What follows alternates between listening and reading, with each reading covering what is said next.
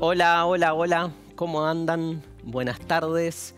Aquí estamos en una nueva emisión de Seguimos Educando. Como todos los días, de lunes a viernes de 14 a 16, hacemos este programa dedicado a ustedes que están ahí en casa. Las clases están suspendidas, estamos en cuarentena y sin embargo hay algo de lo escolar que intenta seguir vivo, seguir encendido.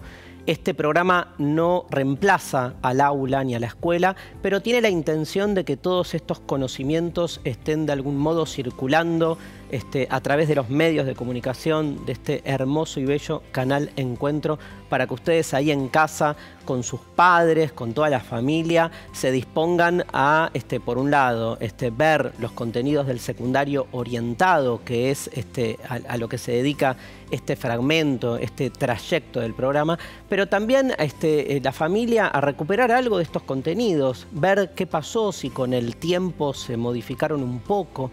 Hoy tenemos clase de matemática. La matemática que se está dando hoy es igual que la que se daba hace 30 años, podemos decir eso, podemos ver que cambió. Euclides es el mismo, ¿no? Euclides escribió hace más de 2000 años. Sin embargo, las formas en que se lo recibe, las formas en que se lo estudia, probablemente hayan mutado un poco, con lo cual también es una oportunidad para que allí en familia la gente grande, los no estudiantes, se enganchen. Está buenísimo. Tanta televisión, tantas cosas. ¿Qué hacemos en cuarentena? También tenemos la posibilidad de engancharnos, de coparnos con estos contenidos. Hoy tenemos matemática y tenemos geografía, ¿sí? En matemática vamos a ver el tema de la divisibilidad, ¿sí? Y en geografía vamos a seguir con esta comparación entre el trabajo del campo, el trabajo de la ciudad, las migraciones que se dan entre uno y otro. Todo esto en el programa de hoy, así que gracias por estar ahí. Y estos consejos contra el coronavirus. 1. Lavate las manos a fondo y con frecuencia usando un desinfectante a base de alcohol y si no con agua y jabón. Evita tocarte los ojos, la nariz y la boca. Cubrite la boca y la nariz con el pliegue del codo. Ventila los ambientes. Desinfecta los objetos que usás con frecuencia. Y si tenés fiebre, tos o dificultad para respirar, llamás por favor, si vivís en Ciudad de Buenos Aires, al 107, Gran Buenos Aires 148 y a nivel nacional 0800-222-1002. Vemos el video y empezamos con Lucas y la clase de matemática. ¿Cómo prevenir virus respiratorios, incluyendo el coronavirus?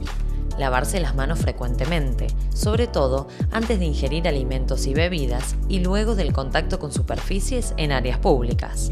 Al toser o estornudar, cubrirse la nariz y la boca con el pliegue del codo.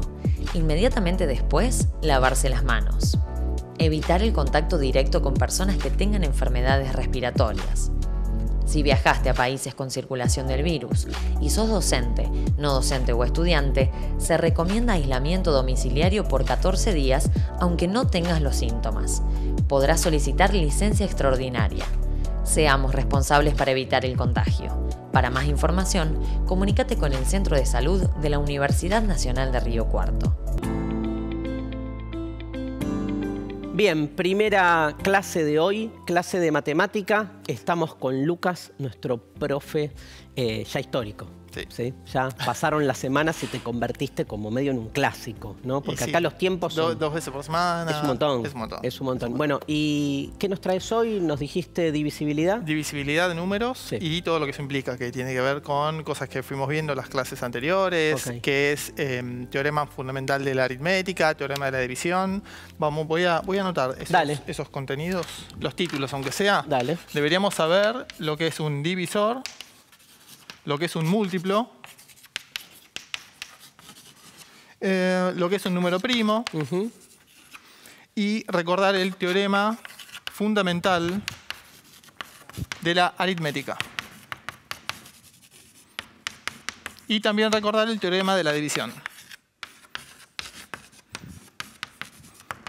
Que rápidamente A ver, ¿qué es un divisor? El divisor de un número es todo aquel número por el cual yo puedo dividir y que el resto me dé 0. ¿Sí? Claro. Que otra forma de decirlo es que dé de manera exacta la división en los números enteros.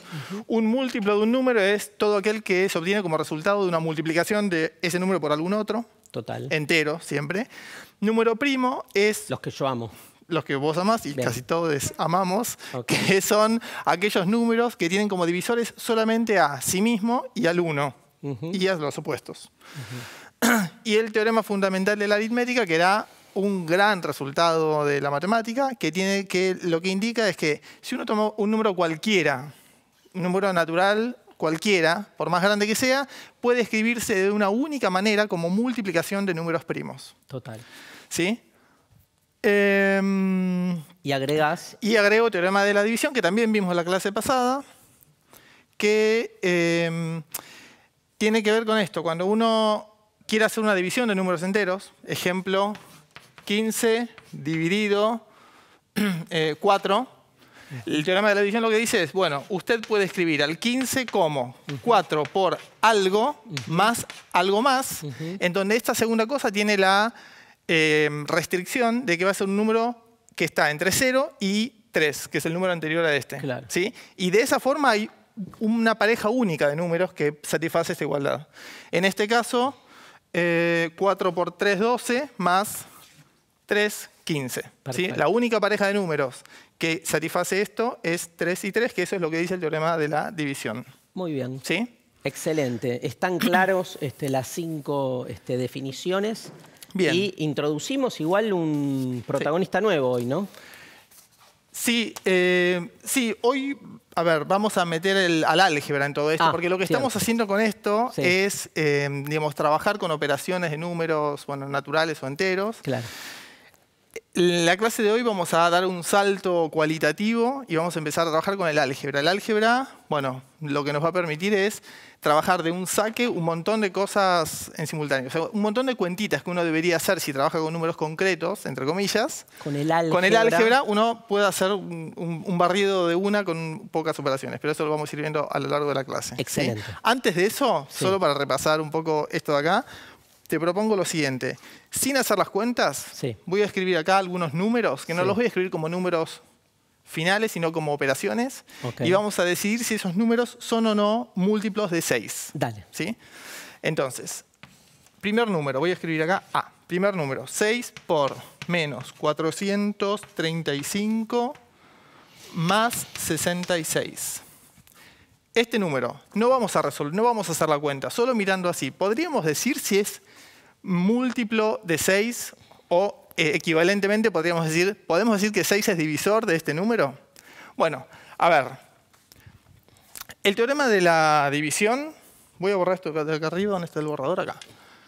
El teorema de la división, de manera general, nos decía que si yo tengo A dividido B, podemos escribir a A como B por algún número, al que llamamos Q, más algún otro número al que llamamos R. Q es el resultado de la división, es el cociente, y R es el resto. R cumplía con que era mayor o igual que 0 y menor que B. ¿Sí? Entonces, ¿cómo vamos a ver acá si 6 es divisor de esto? Bueno, si a esto lo podemos escribir como 6 por algo más 0. ¿Sí? Quiere decir que, exactamente. O sea, podremos escribir a esto como 6 por alguna cosa que no importa en realidad. O sea, si sé que se puede escribir así, ya alcanza. ¿Más 0? Bueno, fíjense, acá hay dos términos. ¿Sí? Entonces, se puede sacar factor común. ¿Sí? Factor común es lo contrario de hacer la distributiva. La distributiva, no sé si recuerdan, pero si no, lo recuerdo acá. Si uno tiene, voy a usar otra letra porque ya hay una por ahí. Voy a hacer así, x por y más w. Si tengo 3 números de esta manera, la distributiva es hacer x por y más x por w. Y así se lo llama distributiva. Si vamos por otro lado, se llama sacar factor común. Factor común. ¿Sí? Que es sacar la x.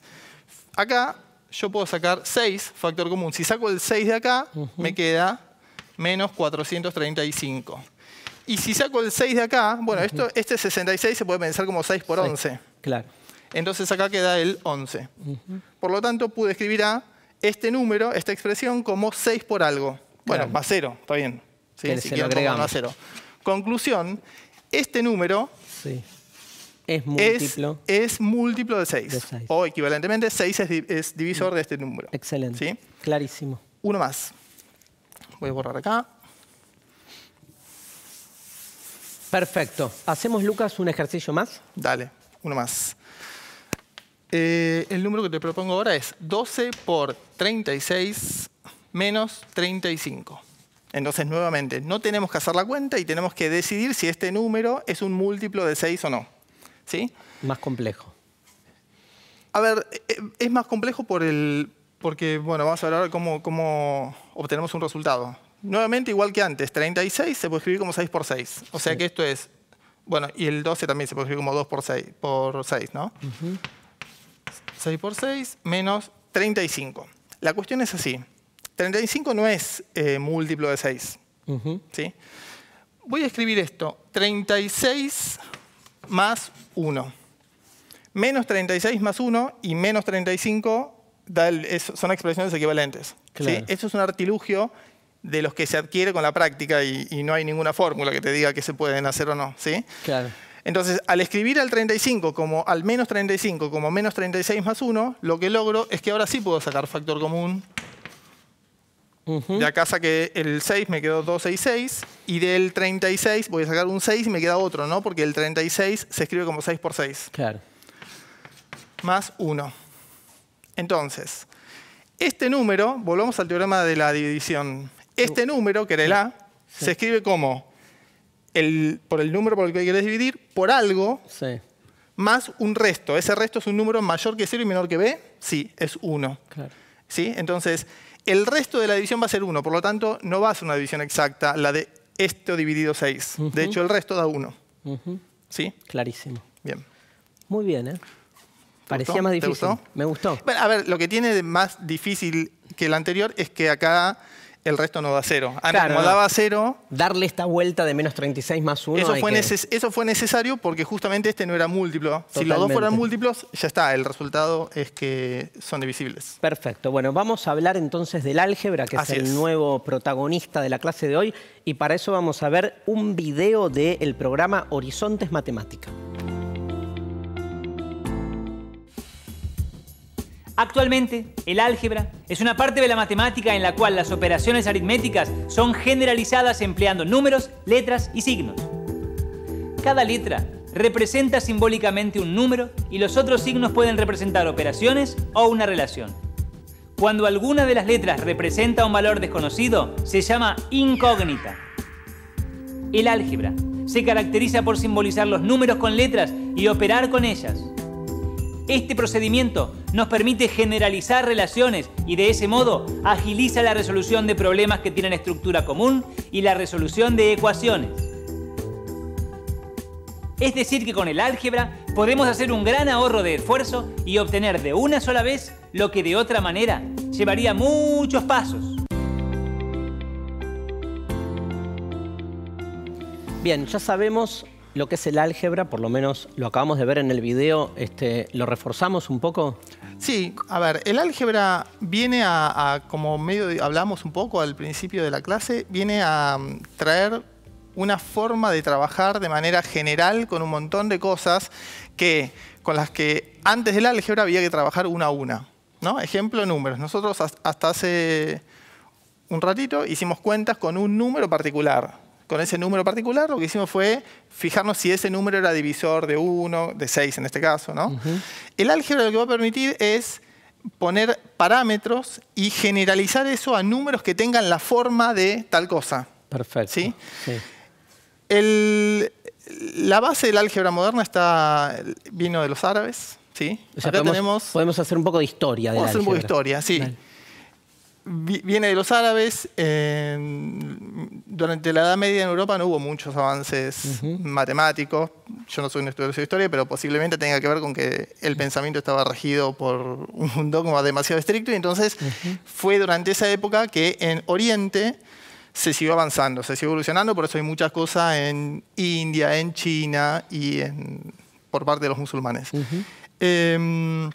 Lo que tenemos acá es un es una página de un libro que se llama Compendio de Cálculo por Reintegración y Comparación del año 820 más o menos. Y es lo que da la base a la álgebra actual. ¿Sí? Bárbaro. Y solamente para que podamos volver un poco a algo que hablamos al principio de las clases, cuando hablamos del lenguaje de la matemática, ¿te acordás que decíamos, bueno, es una cosa que construye el hombre, es algo que está y uno va descubriendo? Yo te pregunto, si te diera un texto de hace 3.600 años, que por supuesto no está en español, porque el español ni siquiera existía en ese momento, no está en inglés, ni en ninguna lengua viva actualmente. Yo te lo doy. ¿A vos te parece que podrías leer o al menos saber de qué está hablando ese texto? No. Bueno, mira esto. Claro. Lo que pasa que nunca pensé en el lenguaje matemático, en tu pregunta. Claro. Hay algo que también hace cuestionarse uno mismo, porque la verdad es que la relación entre quien escribió esto en el siglo XVI, XVII antes de Cristo, esto es un pergamino egipcio, es un papiro egipcio. Un papiro de esa época. Sí. La verdad que tiene poca relación con nosotros o con algunas culturas que en paralelo fueron desarrollando alguna cosa. Y sin embargo, por algún motivo, hay cierto lenguaje que reconoces. Que claramente se reconoce. Claro. ¿Sí? Bueno, nada, es como para... Está buenísimo, sí. Para traer a colación un poco esto del lenguaje de la matemática y lo universal que termina siendo, que parece ser a partir de ver cosas como esta. Claro. ¿Sí? Bien. Bien, bueno, te propongo que empecemos a ver de qué se trata el álgebra con algunos ejemplos. Dale, me parece bien. Hay una placa, me parece. Hay una placa. A ver, hay una placa. Determinar... Vamos a hacer, se plantean estos dos ejemplos o ejercicios, determinar cuáles son todos los valores que debe tomar la variable t para que el resultado de la cuenta sea un múltiplo de 8. Muy bien. En el primer caso, ejercicio A, tenemos menos 16 por t. Lo que tenemos que saber es qué valores tiene que tener t, ¿sí? Menos 16 por t más 32. Bien, entonces... Y en el segundo, 3 por t más 40. ¿No? Los valores que tiene que tomar t nos tienen que dar siempre múltiplo de 8. Bien. No son los valores de t, ¿no? O sea, lo que hay que pensar es cuáles son los valores de t que hacen que esto o esto sea un múltiplo de 8. Ahí está. ¿Sí? Bien dicho. Acá aparece el álgebra porque aparece esto, que es una indeterminada o una incógnita, ¿sí? Depende de cómo uno lo vea. Bien, entonces, a ver, múltiplo de 8. Podemos probar con ejemplos, si quieres. Si pongo 0, si t vale 0, menos 16 por 0, 0, más 32, 32. ¿32 es múltiplo de 8? Sí. Sí. Si ponemos 2 o 3, o sea, es para tirar números, ¿no? Si pongo 2, menos 16 por 2, menos 32. Sí. Menos 32 más 32, 0. ¿0 es múltiplo de 8? Sí. Ese era un caso medio border, pero es así. Pero es cierto, 0 es múltiplo sí. de todos los números. Si uno empieza a poner ahí valores, bueno, empieza a encontrar que los ejemplos que uno pone parece ser que funcionan. Sí. Bueno, pero el álgebra nos viene a decir, bueno, pero pará, ¿qué vas a estar infinito tiempo poniendo infinitos números a ver si los infinitos funcionan? Busquemos una fórmula. Busquemos algo que nos diga esto. Y para eso vamos a retomar el teorema de la división. Claro. ¿Sí? Recuerdo el teorema de la división. Una vez más, hay que escribir ese número como A por B por Q más R, siendo que R tenía la característica de ser mayor o igual que 0 y menor que B. En este caso, en nuestro caso, B sería 8. ¿Sí? Entonces, esto se podrá escribir como, voy a seguir acá, 8 por algo, ¿sí?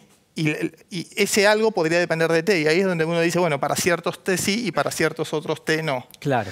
En este caso, 16 se puede escribir como menos 2 por 8. Y 32 se puede escribir como 4 por 8. Y entonces esto se puede escribir como 8, saco factor común 8, y queda menos 2t acá en este término, y queda 4 acá. Le voy a poner un más 0. Digo, nadie se va a enojar si le pongo un más 0, porque el más 0 no, el 0 es el neutro de la suma. Tal cual. Pero entonces, para que nos dé a la fórmula. ¿Para qué valores de t esta expresión se puede plantear así? Y la respuesta es para cualquiera. O sea, no importa el t que ponga, siempre esta expresión se va a poder escribir como 8 por algo más 0. Claro. Por lo tanto, la respuesta es que para todo valor de t, esta expresión es múltiplo de 8. Tremendo. ¿Sí? O sea, nos ahorramos infinitos pasos. Cualquier número que vos reemplaces a t te va a dar siempre igual. Esa expresión da múltiplo de 8. ¿Sí? Perfecto. Veamos qué pasa en este caso. Voy a borrar esto acá. Bien, el segundo consiste en lo siguiente. Hay que ver para qué t esto es múltiplo de 8. Entonces a 40 lo voy a escribir como 5 por 8. El problema viene acá. 3 por t a veces será múltiplo de 8 y a veces no. Depende del valor de t. Claro. ¿Sí? Si t vale 0, va a ser múltiplo de 8. Si t vale 8, 3 por 8 es múltiplo de 8. Si t vale 16, 3 por 16 es múltiplo de 8.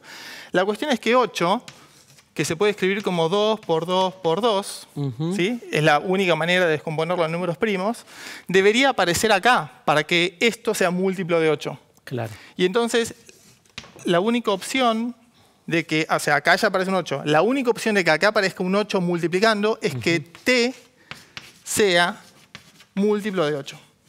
Claro. ¿Sí? Entonces, a la pregunta, ¿para qué valores de t esta expresión es múltiplo de 8? La respuesta es para todo t que sea múltiplo de 8. Perfecto. ¿Sí? Clarísimo. Bien. Bueno, bien, resuelto distinto que el primero, pero en la misma línea. Nos vamos al recreo y regresamos con más operaciones algebraicas en la clase de matemática.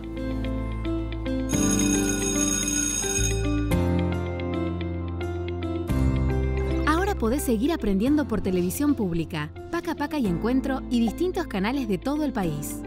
En la televisión pública vas a encontrar el contenido para los alumnos de nivel inicial de 9 a 11, para los alumnos de primer grado de 14 a 16 y para los alumnos de segundo y tercer grado de 16 a 18. En Paca Paca vas a encontrar el contenido de cuarto y quinto grado de 10 a 12 y además las repeticiones de nivel inicial primero, segundo y tercer grado. Y en Canal Encuentro podés ver el contenido de sexto y séptimo o sexto y primer año de 9 a 11, las materias del ciclo básico del secundario de 11 a 13 y las materias de secundaria orientada de 14 a 16. Para que podamos, con el esfuerzo de tus maestros y maestras y el acompañamiento de tu familia, seguir aprendiendo entre todos. ¿Te quedás en casa? Aprendés en casa. Seguimos educando.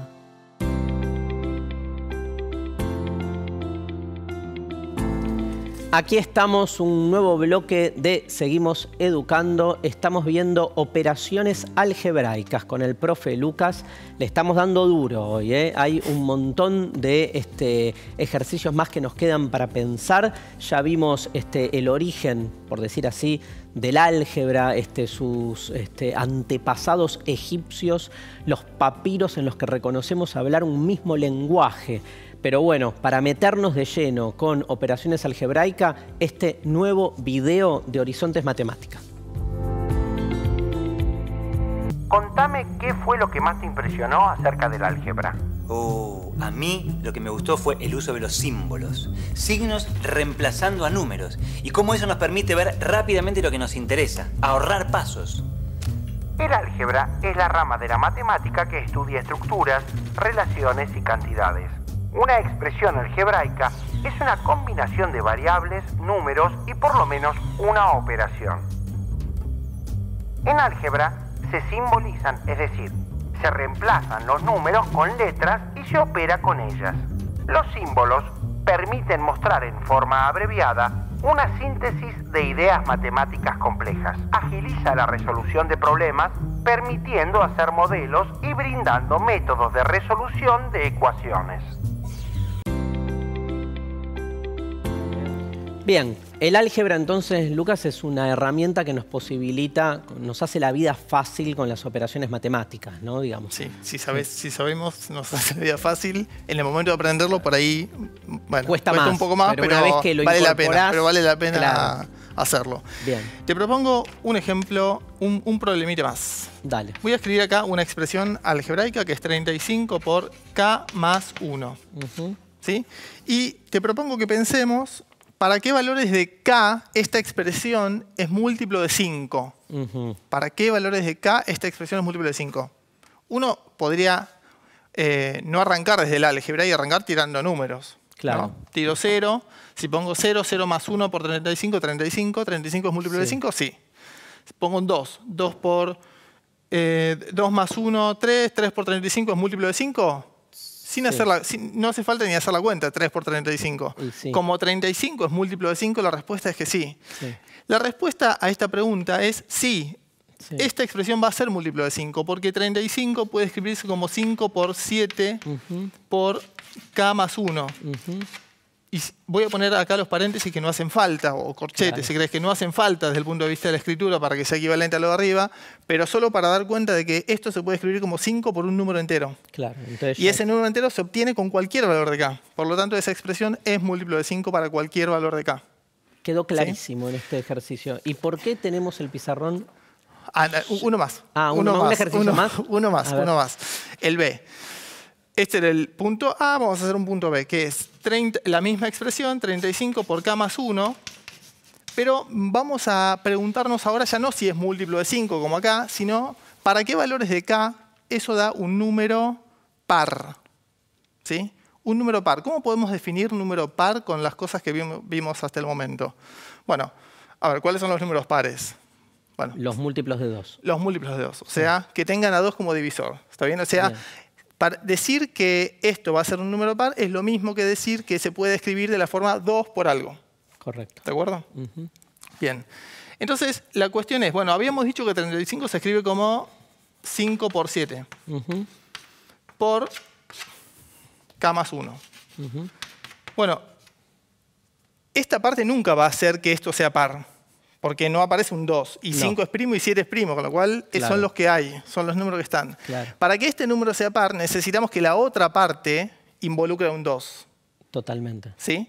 Entonces hay que hacer que esto sea un número cuya descomposición en números primos aparezca un 2. Correcto. ¿Sí? Ejemplo, hacer que esto sea 2. Claro. ¿Sí? Por ejemplo, con k igual a 1. O hacer que esto sea 4. Por ejemplo, con k igual a 3. O hacer que esto sea 6 con k igual a 5. Lo que pasa acá es que como tengo k más 1, para que esto sea par, k tiene que ser impar. ¿Sí? Entonces la respuesta es, para que esta expresión sea un número par, k debe ser impar.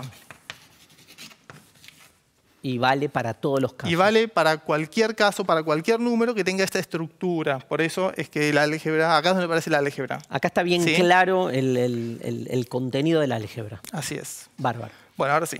Vamos con los otros. Voy a borrar esta parte. Dale. Tenemos 4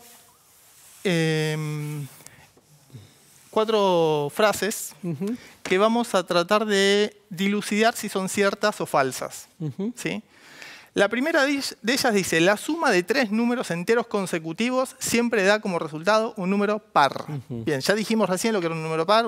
A ver, esto lo podríamos reescribir diciendo la suma de 3 números enteros consecutivos tiene a 2 como divisor.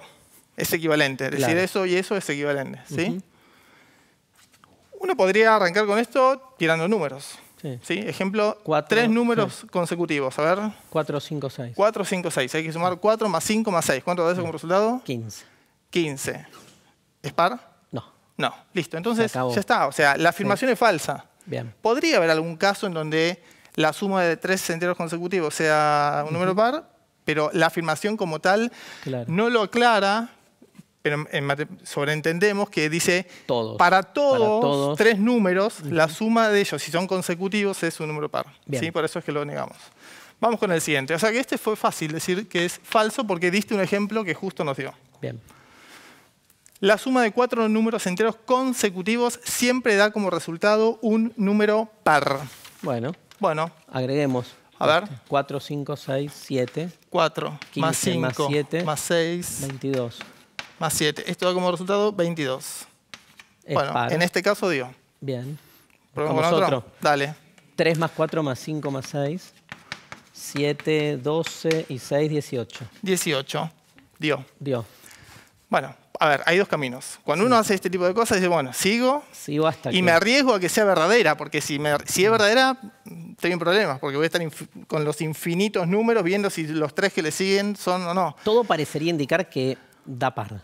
Bueno, ¿todo estos dos ejemplos o porque pensaste en alguna pensé cosa? otro más. Ah, bueno, pensaste en un tercer ejemplo y dio par. Bueno, aunque pensemos 100 ejemplos, si los 100 dieran par, en matemáticas eso no alcanza. Porque la afirmación no dice, hay 100 números tales dice que... todos. Bueno, claro, y eso es imposible. Por lo tanto, ahí es donde vamos a meter el álgebra. Vamos a pensar en un número cualquiera. Lo voy a llamar n. No le pongo x y le pongo n porque en matemática en general, cuando el número representa un número entero, le llamamos n, m o algo así. Y cuando es un número real, solemos ponerle x. Esa es una convención que se puede violar sin ningún inconveniente. Entonces, tengo un número. Dice los 4 consecutivos. ¿Cuál es el número siguiente a n? N más 1. N más 1. Y lo voy a poner entre paréntesis solo para visualizar que es un número. No hacen falta los paréntesis. ¿Cuál es el siguiente a n más 1? N más 2. ¿Y cuál es el siguiente a n más 2? N más 3. ¿Sí? Voy a borrar los ejemplos que habíamos puesto. Y entonces, bueno, esto está abarcando todas las cuentas que vos podés imaginar. Las que hicimos y las que no. Entonces vamos a trabajar a ver si esto nos da como resultado que efectivamente eso es un número par independientemente del n. ¿Sí? Correcto. Bueno, los paréntesis que los puse para hacer una cosa visual de que son 4 números, los voy a sacar porque son todas sumas y no aportan nada. ¿Sí? La suma es conmutativa y asociativa, así que se puede hacer en el orden tranquilamente, en el orden que sea. Esto queda n más 1 más n más 2 más n más 3. Entonces tenemos n más n más n más n. 4 veces n. Voy a escribir 4 por n. Y después tenemos 1 más 2 más 3. Eso da como resultado 6. Hay que volver, siempre hay que tener presente a dónde queríamos ir. Queríamos ver si... El resultado es par. El resultado es par. O sea, queríamos ver si esto se puede escribir como 2 por algo. Claro. Por suerte, en cada uno de los términos de esta expresión hay un 2. Hay un 2. En el 4 y en el 6. Entonces acá puedo poner 2 por n, más 2 por 3. Y entonces acá queda 2 por 2n más 3. Saqué factor común 2. ¿Sí? Conclusión. Sí. Par. Elegí el número que quieras para empezar. Si vos le sumás los 3 que le siguen, el resultado va a ser un número par. No hay opción. La demostración es este 2. Sí. Y la demostración es que lo logramos reescribir como múltiplo de 2. Bárbaro. ¿Sí? Bueno, vamos al tercero. La suma de 3 números enteros consecutivos siempre es múltiplo de 3. Ok. 1, 2, 3, ponele. 1, 2, 3. Sí. 2 más 1, 3, más 3, 6. Sí. Sí. 7, 8, 9. A ver. 7 y 8, 15, más 9, 24. Sí. 10, 11, 12. Sí. 21, 31, 33. Sí. Bueno. 3 sí. Estamos igual que acá. Estamos igual que acá. O sea, si queremos avanzar... Empezás a darte cuenta que los casos te dan afirmativo, que hay chances. ¿Sí? Para justificarlo tenemos que caer en el álgebra, necesariamente, porque nuevamente estamos hablando de todos los números. Entonces, vamos a hacer un número cualquiera, más el que le sigue, más el que le sigue, y ya está, ¿no? Porque eran 3. Sí. 3 consecutivos. Un número y sus 2 consecutivos. Y reescribamos esto a ver si podemos llegar a una expresión que nos transparente qué pasa con la multiplicidad de eso respecto al 3. Bárbaro. Entonces saco los paréntesis, n más 1 más n más 2. Y entonces tenemos n más n más n, 3 por n, bien, estamos bien hasta acá. Más 3. Más 1 más 2 más 3. Ya está. ¿Qué pasa con esto? Esta expresión me dice que para cualquier n esto va a ser múltiplo de 3, porque saco el 3 factor común y queda n más 1. ¿Sí? Entonces, esta afirmación es verdadera. Esta era, lo voy a escribir acá, esta era verdadera, esta es, lo que acabamos de ver, verdadera. Vamos con este. La suma de 5 números enteros consecutivos siempre termina en 0. Bien. La suma de 5 números consecutivos. A ver, 2 más 3 más 4 más 5 más 6. 2 más 3, 5, más 4, 9, más 5, 14, más 6, 20. Bien, funcionó. Porque, a ver, bueno, claramente 20 tiene la última cifra, termina en 0. ¿Qué quiere decir en términos de divisibilidad? Así como dijimos, acá decía par y nosotros tradujimos eso a que sea divisible por 2. ¿Qué quiere decir que termine en 0? Quiere decir que es divisible por 10. por 10. ¿Sí? Claro. O sea que es 10, 20, 30, 40, Claro, 50. claro, sí. O 4.500, 100, qué sé yo. Sí. 500, 100, no, dije cualquier cosa. Bueno, 4.500, por ejemplo, ¿no? Sí. Entonces, lo que tenemos que ver es hacer algo similar a esto y verificar si el resultado nos queda múltiplo de 10. Voy a borrar acá porque es un poco largo y no me va a entrar.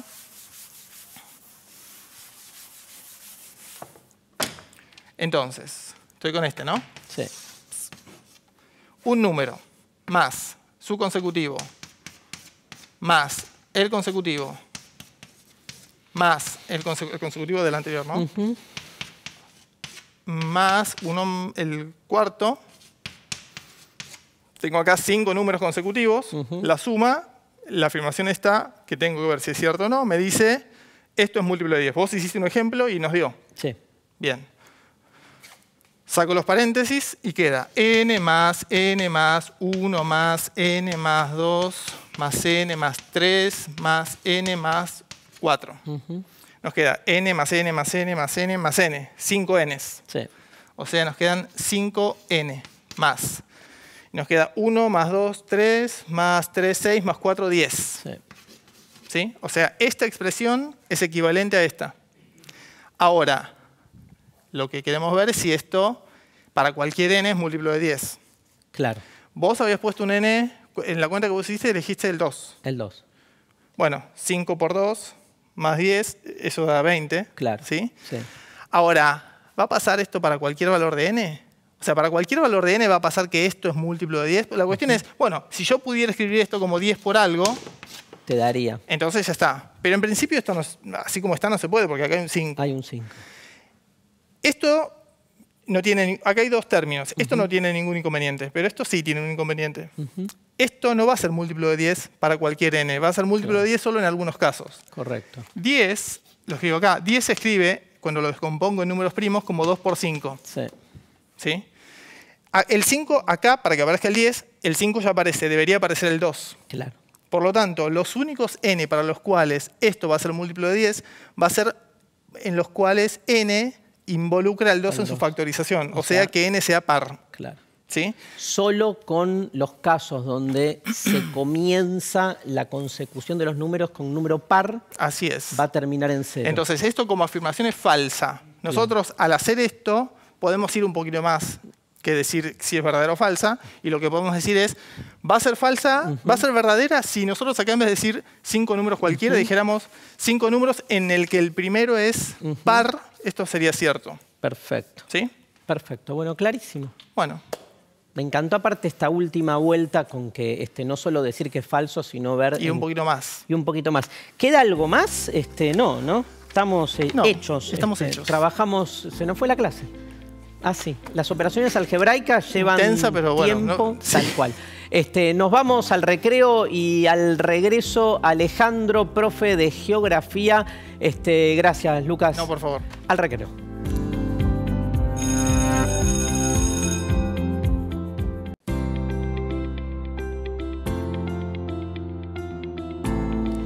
Bien, aquí estamos nuevamente, cambiamos de materia. Bienvenido, Alejandro. ¿Qué tal? Gracias, ¿Cómo andás? Darío. ¿Bien? Bien, ¿vos? ¿Te gusta nuestra decoración de mayo? Sí, sí, está muy linda, muy Muy Patria.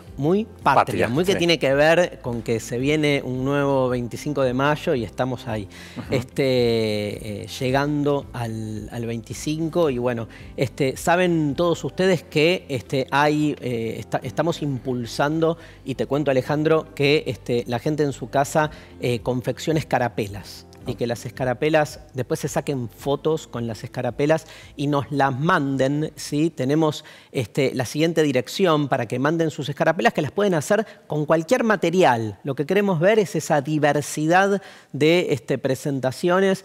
Nos la mandan a seguimos.educando@educacion.gov.ar. Ahí está el mail en el graph, en el Zócalo en realidad. Se viene el 25 de mayo.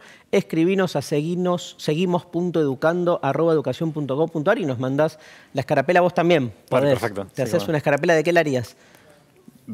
Con materiales para reutilizar, digamos, ¿no? Para ser fiel a los contenidos. Para ser fiel a lo que vemos. Y también la podés subir con el hashtag compartí tu escarapela.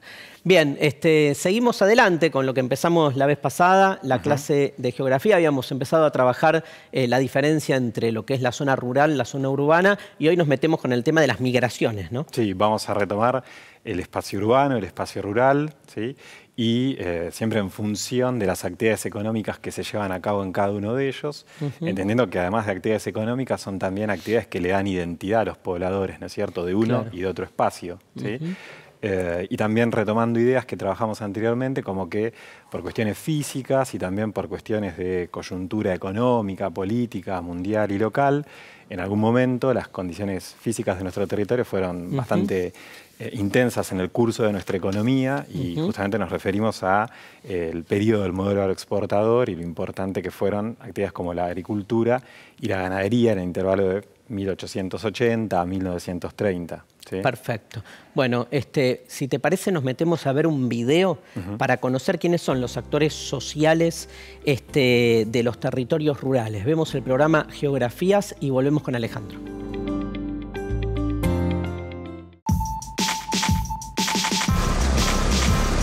La imagen que normalmente se tiene del campo en Argentina es la de la producción de granos en el centro y norte del país y la de ganado en la región pampeana.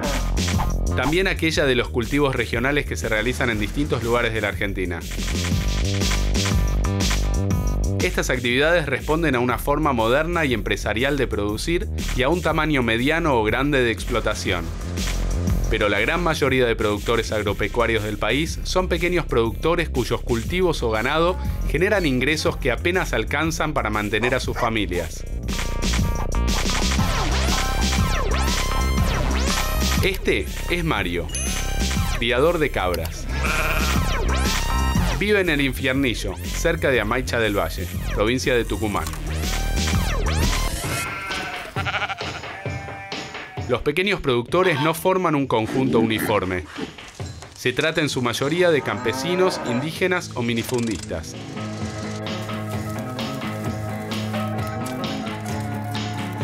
En algunos casos, muy pocos, parte de la producción es destinada a la venta.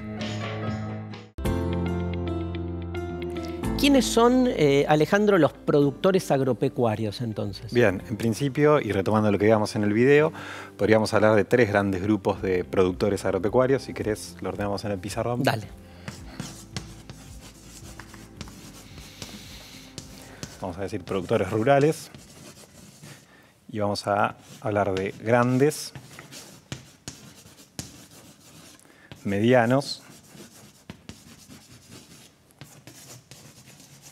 y pequeños. ¿Está bien? ¿Sí? Y como formas de distinguirlos tenemos que tener en cuenta una serie de variables, ¿no es cierto? ¿Cuáles son? Entre ellas, por ejemplo, las superficies disponibles. Es una S medio larga. Sí. Qué prolijo que sos, Intento. Igual en clase suele ser un poco más... Te sale mejor acá. En la televisión le sale más prolijidad. Sí, porque borro más veces. En el aula uno va amontonando muchos datos. El origen, ¿no? El origen tendríamos que tener en cuenta. ¿Por qué? Porque de repente entre los grandes productores y en los últimos años, las últimas décadas, aparecen, por ejemplo, grupos internacionales. Entonces no solo tenemos productores nativos o de nuestro país, sino que también hay grupos del exterior. ¿Sí? Otras características podrían ser, por ejemplo, el acceso a los capitales o el financiamiento. Claro.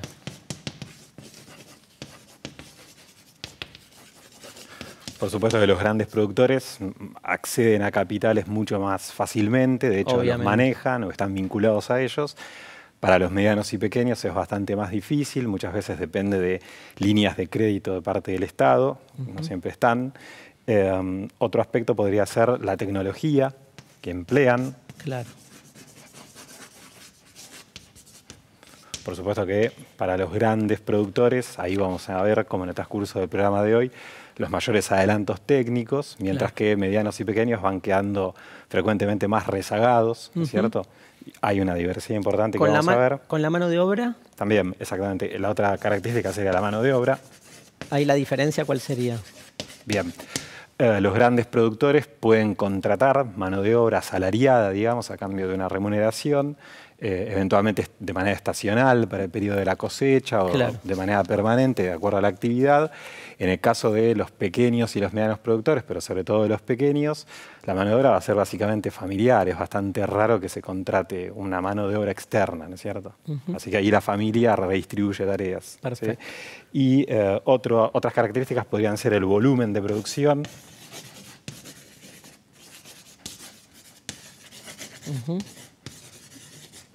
¿Sí? En función de mayores superficies, el acceso a más capitales, a tecnología, a mano de obra acá es la cantidad, ¿no? Claro, grandes productores obtienen volúmenes importantísimos y los pequeños y medianos volúmenes mucho más reducidos. También otra característica sería el destino que hacen de la producción. ¿A quién le venden? Exactamente.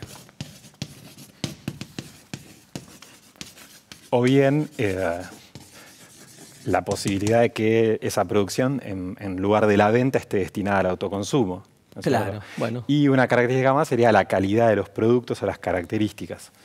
Bueno, discutible también ahí, ¿no? Por la calidad en el sentido de que los pequeños por ahí son más artesanales en algún sentido. Claro, pero justamente, como vos decís, artesanal, en la mayoría de los casos lo terminamos asociando a productos menos intervenidos, que conservan mejor sus características, que eventualmente tienen más sabor o mejor conservación. Menos industrializados. Exactamente. Los otros con más agregados de conservantes y demás, tal vez duran más tiempo, pero no son iguales. Perfecto. Si te parece, nos metemos, mira, de los tres, empecemos con los pequeños. Sí. Si querés podemos analizar las características de los pequeños. ¿Borro? Dale. ¿Sí? Sí, pero te iba a decir de ver un video. Ah, perdón. Para sí, adentrarnos en el mundo de los pequeños productores, vemos el video mientras Alejandro borra el pizarrón y nos metemos entonces con este tema. Las características de los pequeños productores. En el país hay unos 250.000 pequeños productores que ocupan unas 30 millones de hectáreas. Los campesinos manejan superficies muy pequeñas, por lo que el volumen de su producción es muy bajo. Por falta de medios, les es difícil mantener buenos niveles de rendimiento y calidad. Sin embargo, esta producción representa el 20% de la producción nacional de alimentos. La calidad de estos productos es muy buena porque es la menos manipulada genéticamente, la más artesanal y se consume cerca de su lugar de origen.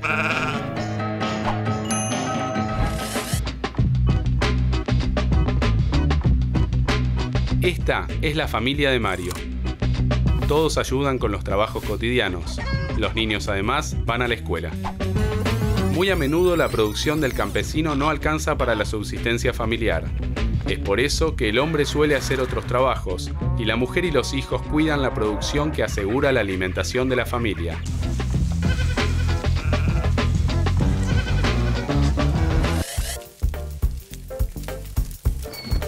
Los problemas que afrontan los campesinos son muy parecidos en todo el país. La mayoría no tiene acceso a la tecnología, maquinaria, fertilizantes o agroquímicos. El tiempo de trabajo es mucho y el rendimiento de su producción es muy bajo. Pero una de las características de los campesinos es la fuerza y capacidad de subsistencia. Bien, clarísimo el video. ¿Repasamos un poco las características entonces? Sí, vamos a ver las características específicamente de los pequeños productores porque es en torno a los cuales vamos a ver muchos de los cambios que tienen que ver con la clase de hoy, las migraciones. Claro. Parece borro primero para ordenar un poco los datos. Dale, ibas a borrar mientras pasaba el video, ¿te acordás? Sí, pero lo dejamos para hacerlo. ¿Qué habrá hecho el profe de geografía mientras pasaba el video? Estaba viendo el video, por eso lo que hizo fue no borrar el pizarrón. Pequeños productores rurales, podemos decir que hay por lo menos 3 distintos grupos ¿sí? entre los pequeños campesinos. Tenemos campesinos nativos, como veíamos en el video, por ejemplo, el testimonio de Mario, ¿sí? Un campesino de Amaicha del Valle. Nativos porque se reconocen como descendientes de pueblos originarios y en función de ello tienen características particulares en su tradición agropecuaria, su tecnología y demás. Campesinos, pequeños campesinos, descendientes, vamos a decir, ahí me confundí, de inmigración espontánea.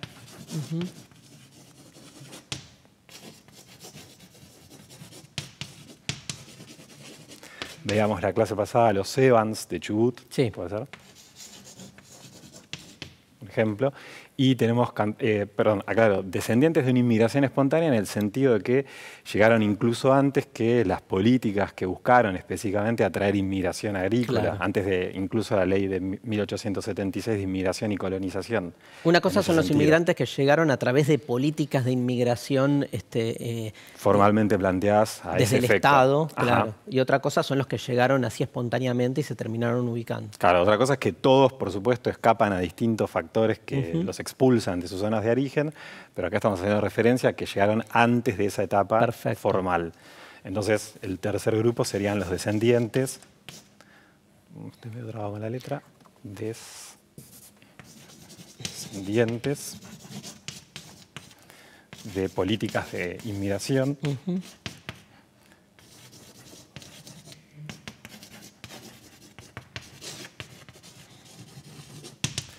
Que serían, bueno, justamente todos aquellos que llegan, los descendientes de quienes llegan a partir de 1880 y se distribuyen muy heterogéneamente en nuestro país.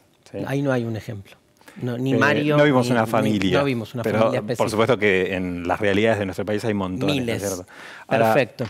Podemos ver las características de los pequeños campesinos. Perfecto. Más en particular con este afiche, ¿sí? Y una de las primeras características, como decíamos anteriormente, sería que cuentan con poca tierra, ¿sí? Las hectáreas de las que disponen son reducidas y eventualmente estas tierras están en áreas marginales o de poca producción. Recordemos que gran parte de nuestro territorio está en zonas áridas o semiáridas y eso, por supuesto, dificulta las condiciones de un pequeño campesino. Una segunda característica sería que se dedican al ganado menor, que habíamos visto en alguna que otra clase, por ejemplo, la cría de cabras, ¿no es cierto? Pero también a otras formas de tareas rurales, como por ejemplo la cría de aves de corral, la horticultura o la fruticultura, ¿sí? Se organizan, como decíamos antes, en torno a la mano de obra familiar. Ahí digamos como Mario rota con su familia para cumplir las tareas del campo, ¿no es cierto? En pocas ocasiones es que llegan a contratar. Eso tiene que ver con los excedentes que no son abundantes como para pagar salarios. Cuentan con herramientas y técnicas tradicionales, ¿sí? Poca mecanización. Las herramientas y las técnicas tradicionales muy presentes en el noroeste, por ejemplo, ¿sí? Donde aún se pueden observar terrazas de cultivo, ¿no? Y la mecanización en ocasiones tal vez avanza un poco más si estos pequeños campesinos logran organizar cooperativas. Claro, ¿no? Pero solos no. Pero solos es bastante, por lo menos en los términos de la maquinaria actual, que es muy costosa, ¿no? Obtienen rendimientos insuficientes, esto va a condicionar sus chances de llegar a mercado o limitarse al consumo familiar o al trueque eventualmente, ¿sí? Por otra parte, invierten mucho tiempo en sus producciones. Acá hay una relación que termina siendo negativa, ¿no? Tanto tiempo que, bueno, no les termina siendo rentable en términos económicos, ¿sí? Destinan su producción al autoconsumo o la llevan a mercados cercanos. Acá tal vez tenemos un punto a favor en cuanto a lo que hablábamos de las características de las manufacturas tradicionales, ¿no es cierto? O artesanales, ¿no? En que al venderse en mercados cercanos se necesita de menos conservante y eso influye en sus condiciones. Y por último, se ven los pequeños campesinos obligados a realizar trabajos complementarios, trabajos que eventualmente los alejan de su familia, de su lugar de residencia. Porque no alcanza. Claro, los llevan por distintas provincias con el fin de nutrir el ingreso familiar.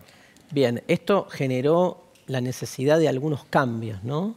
En los pequeños productores. Sí, se han dado distintos cambios en las últimas décadas que se agregan a todas estas características o problemáticas que los pequeños campesinos atraviesan en la actualidad y que, podríamos decir, en distintos momentos los han puesto en una situación difícil. Bueno, vamos a ver un video con cuáles fueron estos cambios que se produjeron en el desarrollo de los pequeños productores.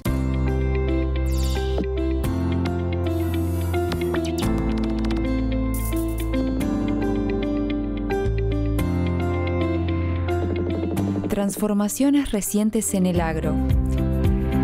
Finalizada la Segunda Guerra Mundial, aumentó la demanda de alimentos en el mundo. A partir de esto, las naciones tomaron medidas para mejorar la productividad del agro. Este proceso se conoció como Revolución Verde. Entre las medidas adoptadas se destacan la manipulación de semillas de trigo y arroz, el desarrollo de maquinaria agrícola más potente, la difusión de tecnología de irrigación, la expansión del uso de fertilizantes, pesticidas y plaguicidas, y el desarrollo de híbridos, semillas más resistentes a las variaciones climáticas. Este paquete tecnológico acrecentó todavía más la brecha entre los grandes y los pequeños productores. En la década de 1970 comenzaron los procesos de concentración y transnacionalización de la producción agroindustrial. Hasta ese momento se ocupaban distintos actores de la obtención de materias primas, su procesamiento y comercialización. Con la conformación de empresas que abarcan las 3 etapas de producción, la supervivencia de los pequeños agricultores se hizo más difícil. En la década de 1980 se produjeron otros cambios fundamentales. Se incorporó la soja en alternancia con el trigo y se extendió la siembra directa, técnica que optimiza los tiempos de cultivo. ¿Quiénes salieron ganando?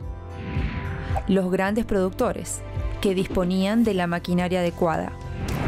Este conjunto de cambios llevó a muchos de los pequeños productores a vender su tierra y emigrar a las ciudades.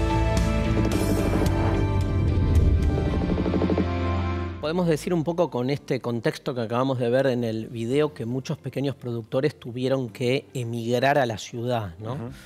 Sí, la emigración a la ciudad se explica en función de todos esos cambios que veíamos recién, ¿no es cierto? La revolución verde, el avance de la mecanización, de nuevas formas de cultivo como la siembra directa, o la formación de los complejos agroindustriales, ¿no es cierto? Pero es cierto que ha llevado a los campesinos mayormente a vivir en las ciudades, ¿sí? A pesar de que algunos de ellos siguen desarrollándose como mano de obra rural, siguen empleándose en las tareas agropecuarias, o también con la posibilidad de encontrar en la ciudad nuevos horizontes de empleo.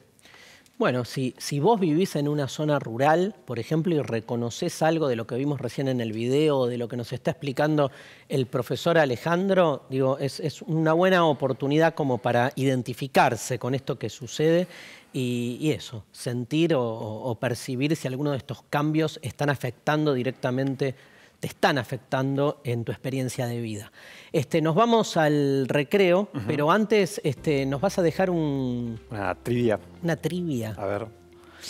Un ejercicio, no, sí, una trivia. La consigna sería, según el censo de 2010, ¿qué jurisdicción nacional tiene mayor población nacida en una provincia distinta a su residencia habitual? Y las opciones son Ciudad Autónoma de Buenos Aires, Tierra del Fuego o Santa Fe. Ay, yo creo que sé, ¿eh? Bueno. Pero no me animo. Aguardamos. Lo vemos después. ¿Cómo no? Recreo y volvemos con Alejandro y más clase de geografía.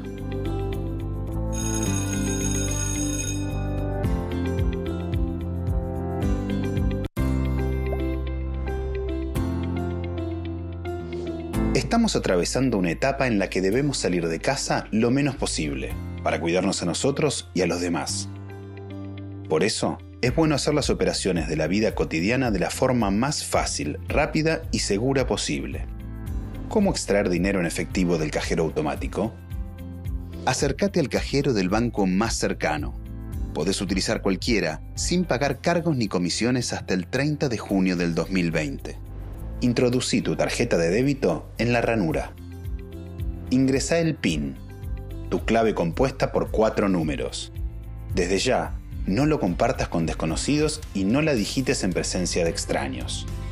Elegí la opción Extracciones/Adelantos. Selecciona el tipo de cuenta, por ejemplo, caja de ahorro en pesos. Elegí el importe que deseas retirar. Si no está en la pantalla, marca otro importe y escribí el monto que quieras. Eso sí, debe ser siempre múltiplo de 100. Por ejemplo, 500, 2300 o 5800. Luego, confirma el monto. Recordá que los cajeros tienen la obligación de permitirte extraer hasta 15.000 pesos por día. Si el cajero te solicita tu clave PIL de 3 letras, ingresala seleccionando los grupos que contienen esas letras.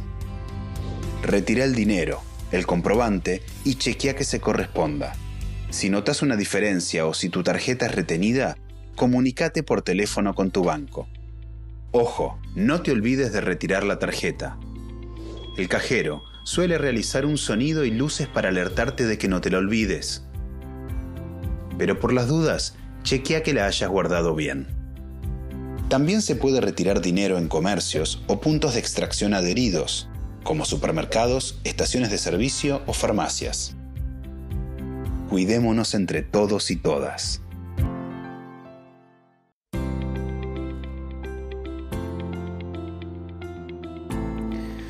Bueno, ¿pensaste? La respuesta no te la vamos a dar ahora. Se va a ir así como va a ir apareciendo a lo largo de las explicaciones que va a ir dando Alejandro sobre el tema.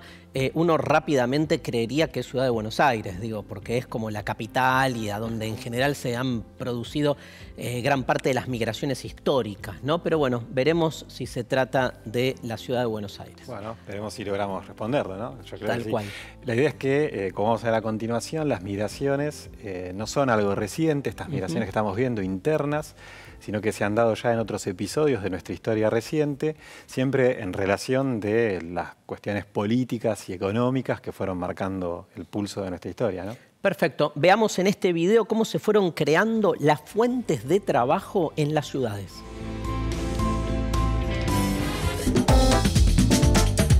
Argentina siempre fue un país agrícola ganadero. Recién a fines del siglo XIX se instalaron las primeras fábricas.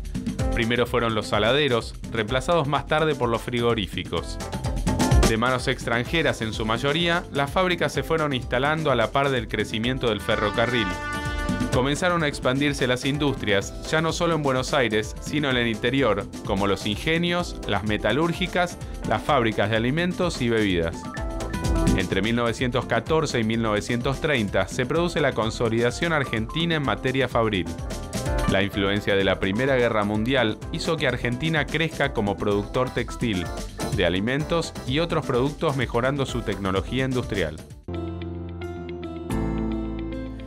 Bien, nos metemos en el mundo de las industrias, ¿no? Un fenómeno claramente urbano. ¿Cómo es que surgieron las primeras industrias en nuestro país? Bueno, las primeras industrias, o más bien llamarles talleres de repente, ¿no? En términos más modestos, van a surgir con la expansión y la profundización de ese modelo agroexportador, que va a demandar también de ciertas etapas de transformación de las materias primas. Entonces vamos a encontrar como primeras industrias a los saladeros y los frigoríficos, por ejemplo, ¿sí? Que serían de las más antiguas que tenemos en nuestro país. Perfecto. Bueno, en el próximo video vamos a ver qué tipos de industrias surgieron en los distintos puntos de nuestro país.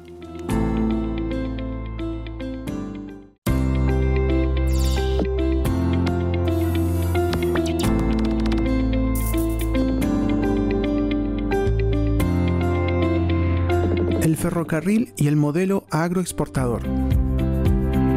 La propia expansión del modelo agroexportador y del ferrocarril permitieron la aparición de otras industrias, siempre vinculadas a las producciones primarias regionales. Entre ellas se destacan la industria de los vinos en Mendoza, de las maderas en Chaco y del azúcar en Salta y Tucumán. El paisaje rural de todo el país se vio alterado por la aparición de establecimientos como las bodegas, los obrajes y aserraderos y los ingenios azucareros. Asociados también a este crecimiento, proliferaron los talleres metalúrgicos para generar piezas y repuestos que estas industrias demandaban. También se diversificó la producción de alimentos y bebidas, orientada a abastecer la demanda que representaban especialmente los grandes centros urbanos del país. Muchos de estos establecimientos, diseminados a lo largo y ancho del país, terminaron dando origen a pueblos, y algunos de ellos se transformaron tiempo después en ciudades.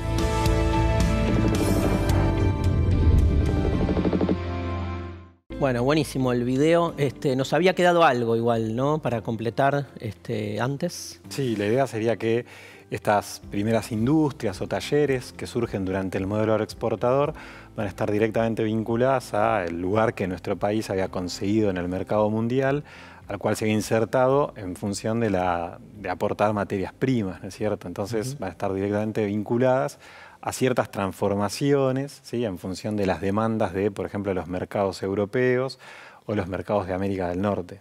Excelente. Y como estuvimos viendo en el video, se empieza a dar un desplazamiento en las políticas económicas, ¿no? Ya a nivel más social, y aparece la ICI, ¿no? La ICI, claro, que habíamos mencionado en algunas clases atrás. Sí, la industrialización por sustitución de importaciones, que como dice la palabra, lo que se busca es sustituir, ¿no? O sea, reemplazar las importaciones que vienen de afuera por su manufacturación directa en nuestro territorio y con industrias locales. Claro, nos remite directamente a la crisis del 30, el colapso o el agotamiento del modelo agroexportador y su reemplazo por este otro modelo que es la ICI, como muy bien mencionás, y que en una primera etapa va a ser espontáneo. ¿Por qué decimos espontáneo? Porque entre el 30 y el 43 esa industrialización no va a estar vinculada a proyectos gubernamentales, sino que más bien va a darse en función de cómo los grandes capitalistas terratenientes del país reorientan sus inversiones buscando ganancia. ¿Sí? Recién a partir del 43, por el contrario, con la llegada de Perón al Departamento de Trabajo y Previsión, posteriormente a Secretarías, que podemos empezar a identificar políticas decididas de industrialización, y ese periodo se va a extender hasta el año 76, ¿no es cierto? Con distintas etapas igual, porque la primera parte de esta industrialización planificada va a ser en base a capitales públicos o capitales nacionales, y luego, a partir de mediados de los años 50, se va a empezar a abrir a la inversión extranjera.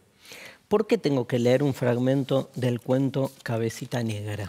Bueno, porque esta industrialización que está dándose en lugares muy concretos de nuestro país, principalmente la ciudad de Buenos Aires y sus alrededores, pero también en Rosario y sus alrededores, o en Córdoba y sus alrededores, está impulsando grandes desplazamientos, ¿sí? Sobre todo de los habitantes de distintas provincias de nuestro país, que van a ser estigmatizados bajo este apodo, ¿no es cierto? Esta denominación de cabecita negra, que es bastante polémica, ¿no? Porque procede básicamente de una actitud despectiva, pero también ciertas partes de los sectores populares y la dirigencia política se apropia de esa denominación para reivindicarla, ¿no? También, claro.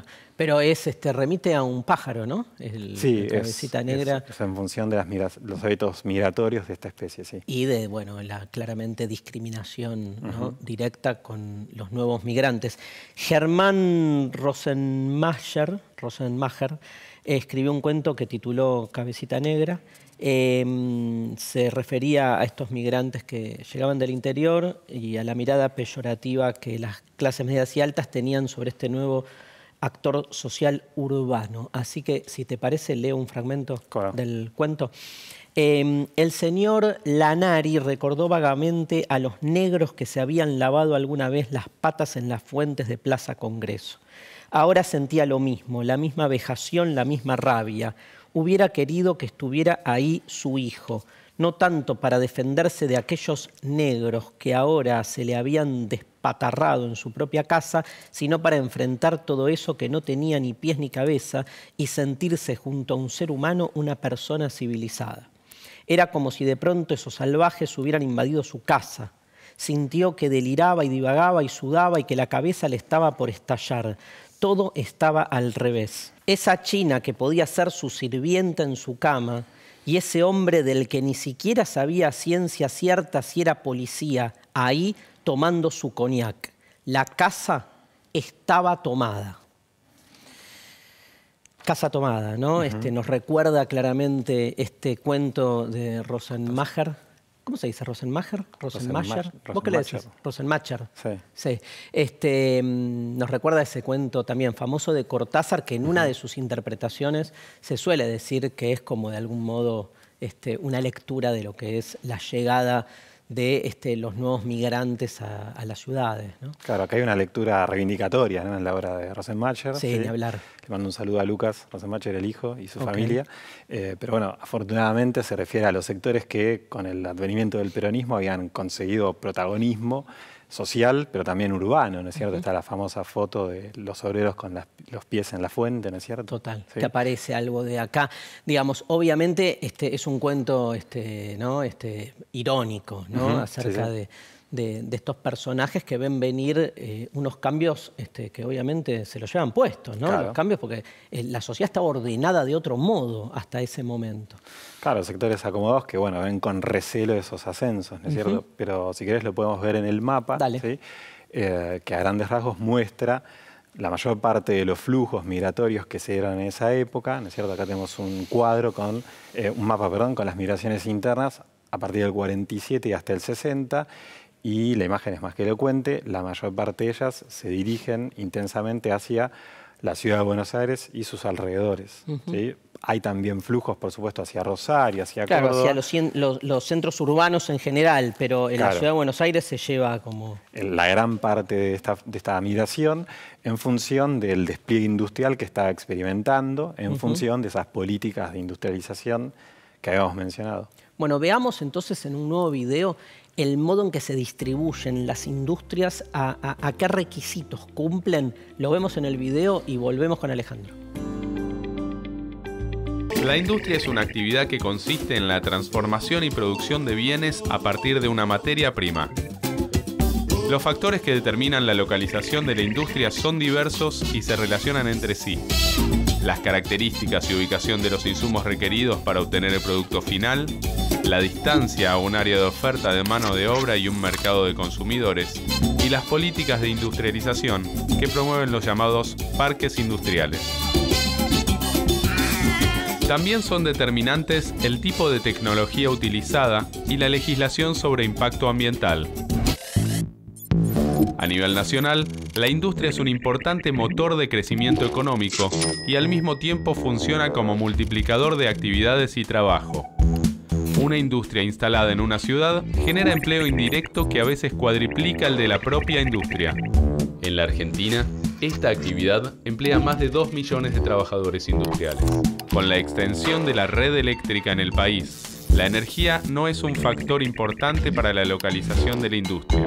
Las fábricas se instalan en lugares convenientes según su producción, o bien cerca de su materia prima, del mercado de consumidores, de los puertos o en los parques industriales. Hay entonces razones específicas que determinan la distribución de las industrias, ¿no? Claro, la distribución de las industrias no es algo azaroso, sino que responde a distintos factores que podemos ordenar en el pizarrón. Dale. Sí. Recién veamos en el video muchos de ellos. Ahora vamos a ordenarlos. Uy, perdón.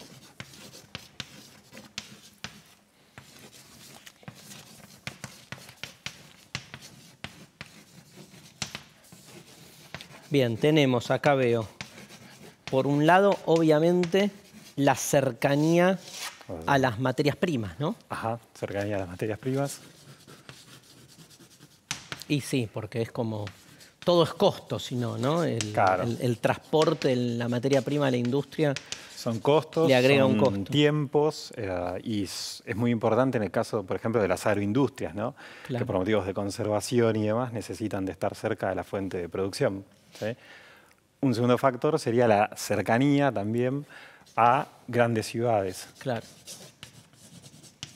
Ahí lo que se permite es el acceso de la mano de obra y a los puntos de consumo, ¿no? Exactamente. El traslado a los puntos de consumo. Vamos a seguir con las llaves. Por acceso, como vos bien decís, a mano de obra como trabajadores y como puntos de consumo.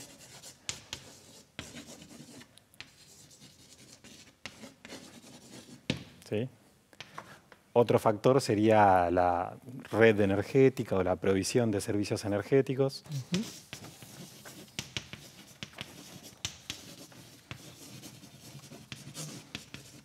Depende del tipo de industria, el tipo de consumo que requerirá, ¿no es cierto? ¿Sí?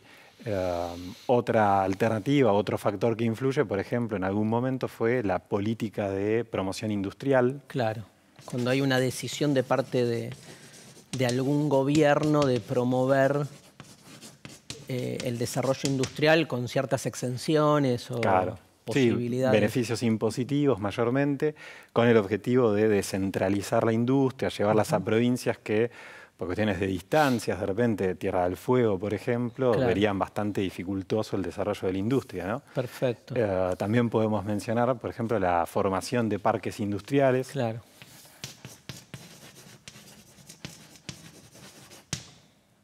Ahí, de parques industriales, que serían estos espacios que reúnen instalaciones óptimas para el desarrollo de distintas tareas de producción. Y podríamos mencionar también la aparición de legislación ambiental. Claro. Fundamental en los últimos tiempos. Claro. ¿Conocés alguna zona fabril cerca del lugar donde vivís? Está bueno como darnos cuenta también de no solo dónde vivimos nosotros, sino lo que hay alrededor, cuáles son las zonas fabriles, qué industrias hay, a qué se dedican, digo, para que cada uno, desde el lugar en el que vive, piense cuán cercano o distante están las industrias de nuestros hogares. Sí, lo que tendríamos que tener en cuenta también es que así como el espacio rural ha experimentado cambios, veíamos desde los años 50 hasta la actualidad inclusive, también en la ciudad se han dado cambios y esto influye en las perspectivas de empleo que la ciudad puede llegar a representar. Así como la industria y las políticas de industrialización en algún momento atrajeron población desde el interior, desde el año 76, por el contrario, empieza una fase distinta que decimos comúnmente desindustrialización. Claro. ¿Sí? Por políticas también desde el propio gobierno, bajo un contexto de gobierno dictatorial, por supuesto, se buscó intencionalmente restringir o reducir el peso de la industria. Y esto se tradujo en el cierre de establecimientos industriales y también en la caída de la tasa de empleo de la actividad, como también en, de algún modo, un desincentivo a la migración, que de todos modos no se detuvieron ni disminuyeron, pero empezaron a tomar otros destinos. Y ahí es que entonces las capitales provinciales, por ejemplo, se vuelven una alternativa más oportuna que seguir mirando al Gran Buenos Aires, o al Gran Rosario o al Gran Córdoba. Excelente. Vamos a ver el resultado de la trivia que dejaste abierta. Vamos a escuchar la respuesta que nos da un alumno.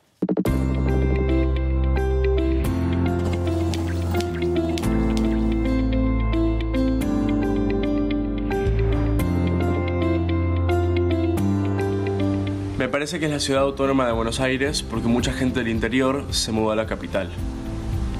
Estoy segura que es Tierra del Fuego porque escuché que hay mucha promoción industrial en esa provincia. Bien, ahí escuchamos diversas respuestas, pero digamos, ¿cuál es la ciudad que recibió mayor flujo migratorio? Era la pregunta. Santa Fe, Ciudad de Buenos Aires o Tierra del Fuego. Estamos pensando en provincias. Provincias, perdón. Para responderlo, si querés, podemos analizar la tabla que tenemos en el pizarrón. Bien. Y que está elaborada en base a los datos del censo 2010, ¿sí? Los censos que coordina el INDEC, ¿sí? El último censo. Esto es como para que Lucas diga, tenemos que buscar el número más grande, más chico. El divisible. El divisible acá no, es directo. Acá buscamos el número más alto y ya está, ¿no? Exacto. Eso es lo bueno de los gráficos, ¿no? Que ordenan de una forma muy rápida la información. Y la respuesta sería, ¿sí? Fíjense, la provincia de Tierra del Fuego, Antártida e Islas del Atlántico Sur, con un 61,6% de su población nacida en otra provincia del país. ¿Sí? Sí. Seguida por, fíjense, la provincia de Santa Cruz. ¿Sí? Esperen que se me pegue en la tabla. Acá, Santa Cruz. Santa Cruz, gracias, con un 43,5%. ¿Sí? Y recién después llega la Ciudad de Buenos Aires. En tercer lugar, muy bien, la Ciudad Autónoma de Buenos Aires con un 31%. ¿Sí? Tal vez eso que vos decías, bueno, una posible respuesta era la ciudad, bueno, en función de estos cambios y la desindustrialización, perdió su atractivo y aparecieron otros lugares, como por ejemplo Tierra del Fuego, que durante algún tiempo se vio beneficiada por las políticas de promoción. Sí, sí, ni hablar que son porcentajes igual, ¿no? Porque la cantidad masiva, obviamente, de personas es otra cosa. Muy distinta. ¿Y qué nos podés decir entonces de los migrantes? Sí, y una característica, una lectura más que podemos sacar del gráfico, por el contrario, serían cuáles provincias tienen la menor proporción de población de otra provincia de origen, ¿sí? Y tendríamos entre ellas, por ejemplo, a Formosa con el 7,7%, ¿sí? a Tucumán, que estaría... 7,6%. Igual San Juan ¿sí? está como antes que todas. Claro, San Juan y Misiones también la tenemos como entre las provincias, ¿sí? Misiones como en el 7,2%, de las provincias que menos migrantes han recibido. Bueno, perfecto. ¿Nos queda algo? Bien, la idea es redondear los contenidos que estuvimos trabajando. Analizamos las condiciones de trabajo y producción en el sector agropecuario, específicamente analizando a los pequeños productores, que son los más expuestos a los cambios que mencionamos. Y también estuvimos analizando el desarrollo de la industria, que en algún momento se propuso como una alternativa, y ello entonces alimentó las migraciones. Y también vimos cómo, bueno, en otros contextos, las migraciones siguen, pero redireccionándose hacia otros centros del país. Ni hablar. Si seguiste la clase de Alejandro, tenés un gran panorama, un excelente panorama acerca de cómo se fue constituyendo tu propio presente en tu propio lugar donde estás viviendo, con la comunidad en la que estás, que no nació de la nada, sino que supone una historia de más de 100 años, de cambios y transformaciones fuertes que se dieron a nivel económico, a nivel social, y hoy vivimos donde vivimos y nuestro presente siempre es consecuencia de una historia. Por eso es fundamental permanentemente volver a nuestra historia para entender nuestro presente. Gracias por venir. Gracias. Ale, nos vemos después del recreo. Tenemos educación física, tenemos cuento, último bloque de Seguimos Educando.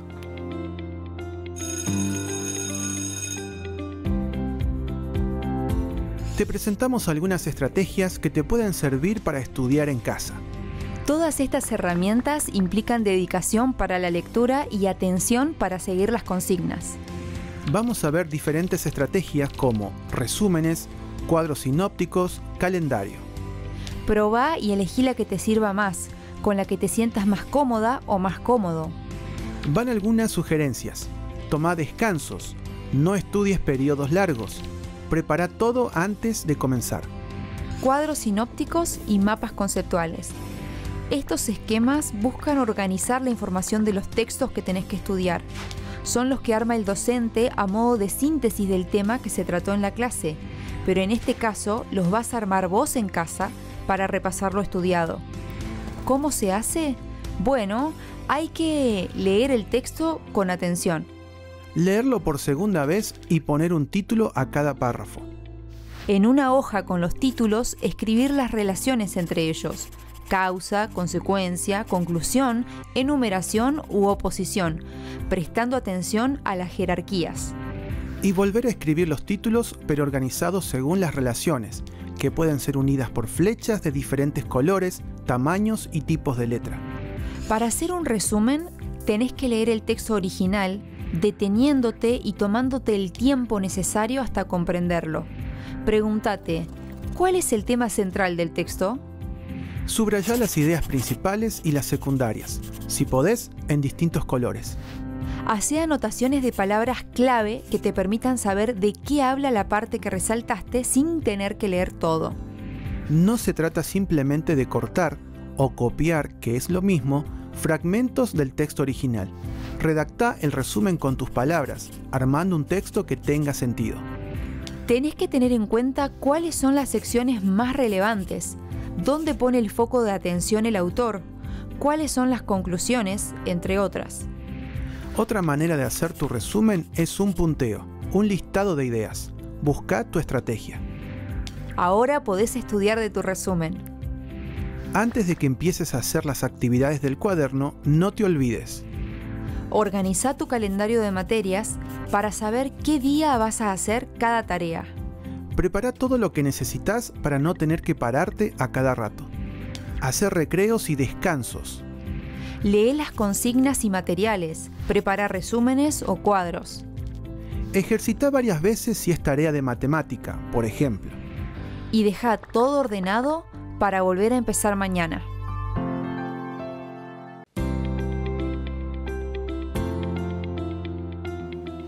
Bueno, tenemos clase de educación física. En esta cuarentena, si algo resulta necesario, es esta clase de educación física llevarla a cabo y el doble, ¿sí?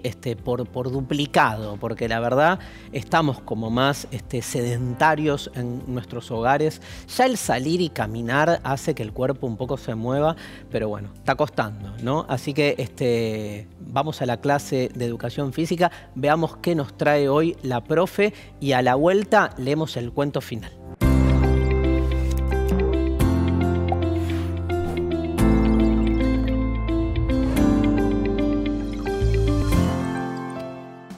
Hola, soy Claudia, profesora de educación física.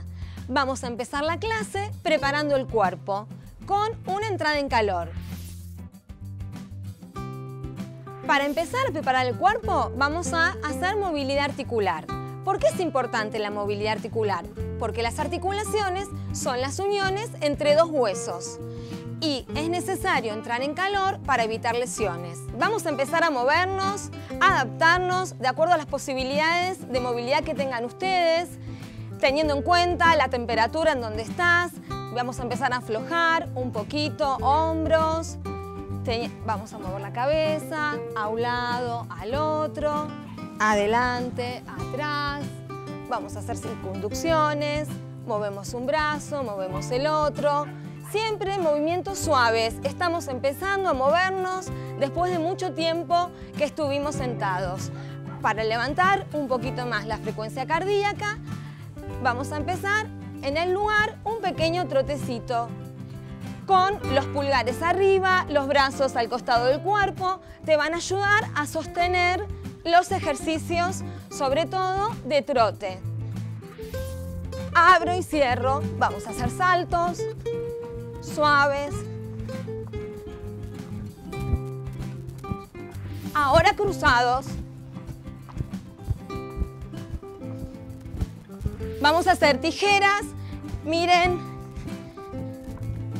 Y vamos bajando un poquito el centro de gravedad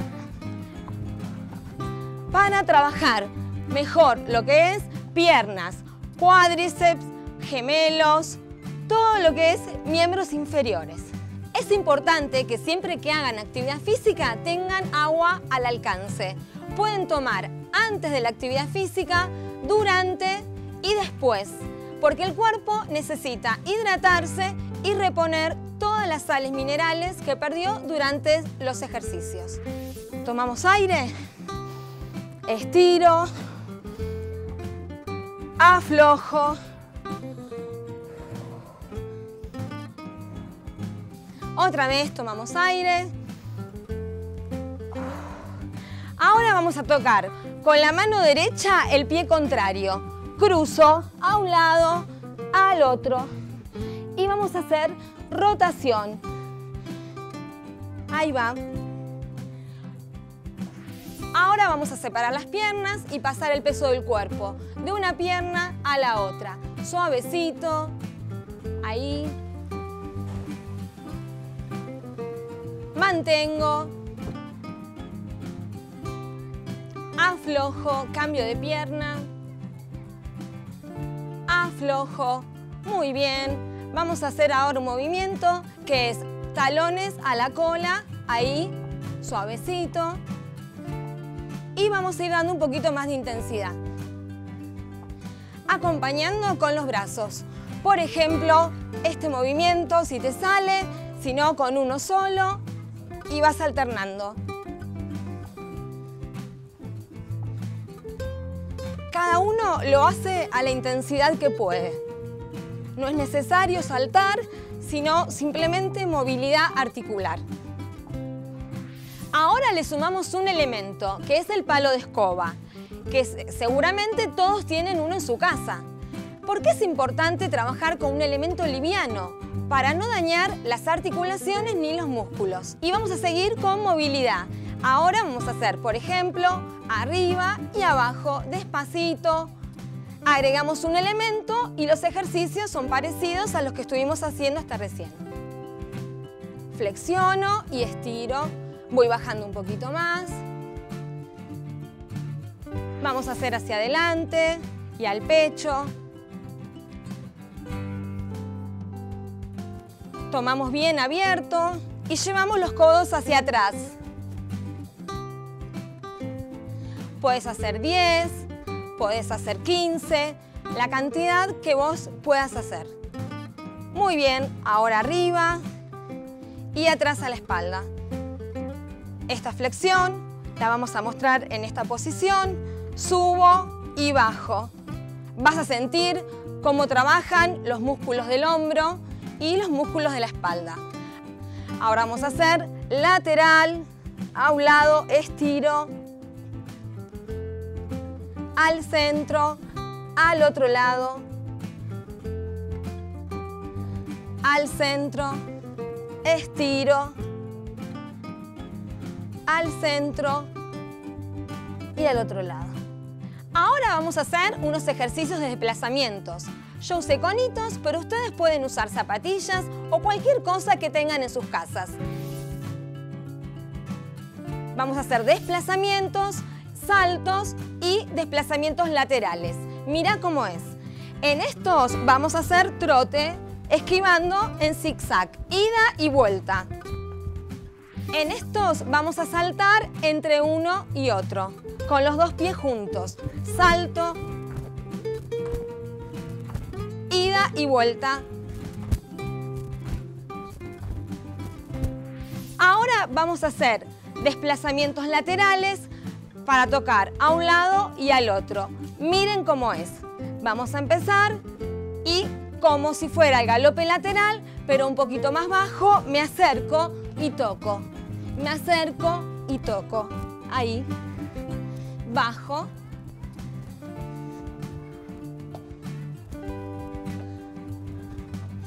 Muy bien. Y vuelvo hacia atrás. Ahora vamos a hacer unos ejercicios de fuerza. Empezamos con fuerza de piernas, miembros inferiores. Para ayudarnos a sostener la posición, podemos usar una pelota o lo que ustedes tengan en su casa. Puede ser un almohadón, puede ser un buzo o un peluche para tener en el centro del cuerpo, los codos bien pegados al cuerpo, y vamos a bajar el centro de gravedad y subo. Inhalamos. Exhalamos. Siempre los ejercicios de fuerza se hacen despacio. Tenemos que evitar lesiones, desgarros.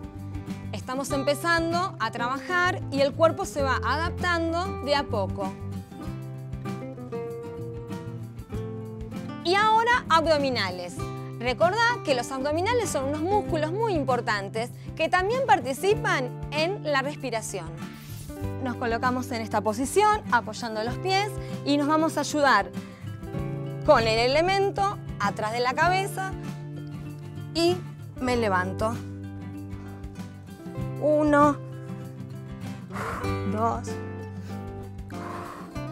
3, 4.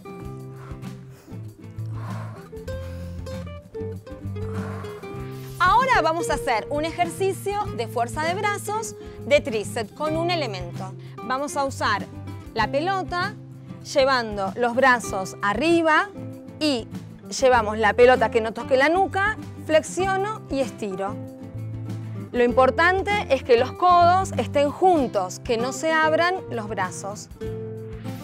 Ahora vamos a elongar para que los músculos vuelvan a su posición, porque con la contracción se acortan y con la elongación se estiran.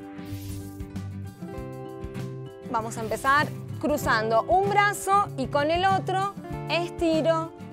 Mantengo 3 respiraciones o 30 segundos. Cambio el otro brazo, estiro.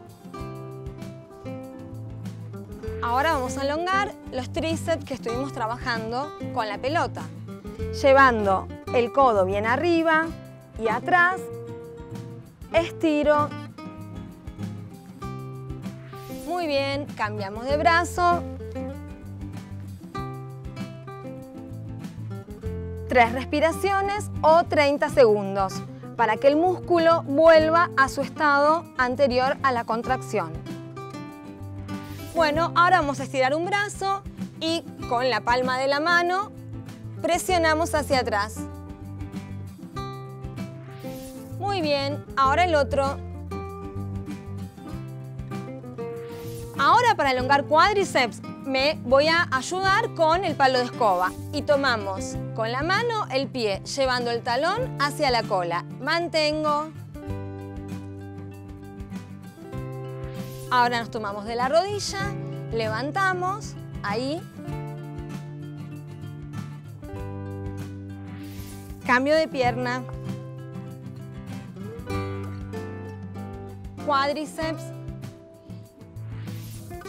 Aflojo.